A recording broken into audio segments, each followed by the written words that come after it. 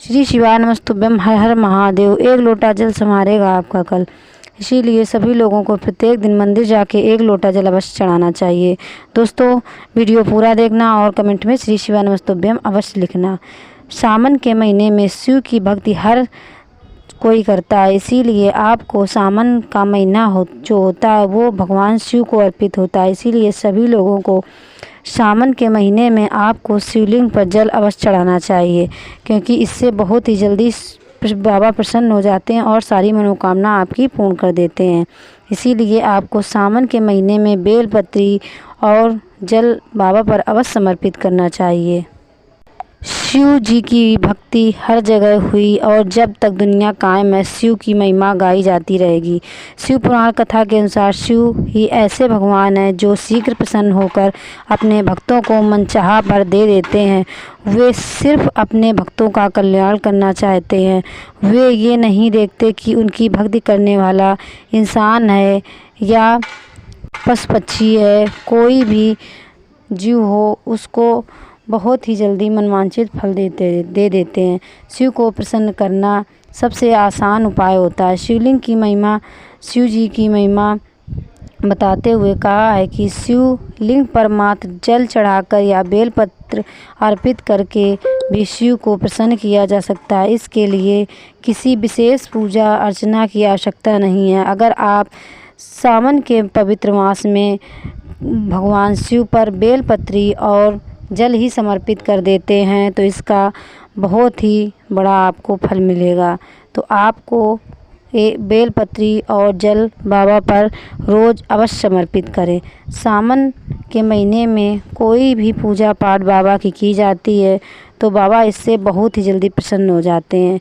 तो आपको सावन के महीने में बाबा की पूजा अर्चना अवश्य करें।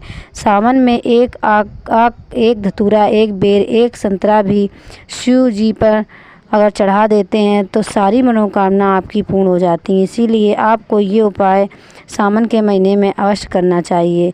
सावन के सोमवार के दिन यदि ओम नमः शिवाय या श्री शिवाय नमस्तुभ्यम का आप 108 बार बाबा के मंदिर में शिवलिंग के सामने अगर आप जाप करते हैं तो इससे बहुत ही बड़ा फल मिलता है। तो आपको ओम नमः शिवाय या श्री शिवाय नमस्तुभ्यम का जाप अवश्य करें। जाप करते हुए दूध, दही, शक्कर, घी, शहद, गन्ना का रस आदि सब बाबा पर समर्पित करें। इससे मनचाहा वरदान आपको मिलेगा और सारे कष्ट आपके दूर हो जाएंगे। भोलेनाथ मात्र एक कलश शीतल जलधारा से प्रसन्न हो जाते हैं। इसीलिए आपको ये सारे उपाय आपको सावन में अवश्य करने हैं। यदि शिव जी को संपूर्ण भाव से एक बेलपत्री भी चढ़ाई जाए तो मनचाहा वरदान दे देते हैं। इसीलिए आपको बाबा पे बहुत ज़्यादा पूजा अर्चना करने की आवश्यकता नहीं है।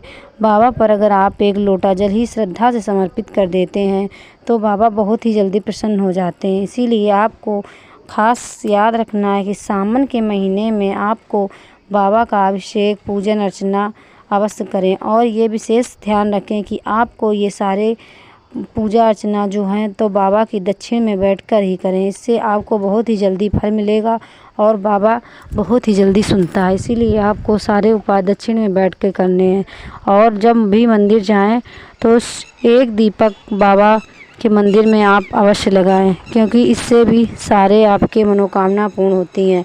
और जब दीपक लगाएं तो वो दीपक गोल बत्ती का होना चाहिए और उसमें काले तिल आप अवश्य डालें, क्योंकि काले तिल डालने से शत्रु नाश होता है। और आपको ये उपाय अवश्य करने चाहिए और बहुत ही ध्यान से सुनना चाहिए। और आप बाबा पर श्रद्धा हो तभी ये सारे उपाय आप करें। अगर बाबा पर श्रद्धा ना हो तो आप ये उपाय मत करें, क्योंकि बिना श्रद्धा के बाबा नहीं सुनते हैं। अगर श्रद्धा से बाबा के ऊपर एक लोटा जल ही समर्पित कर देते हैं तो इससे भी बाबा बहुत ही जल्दी सुन लेते हैं। तो जो भी पूजा पाठ आप करें तो बाबा पर तो वो बहुत ही श्रद्धा भाव से करें।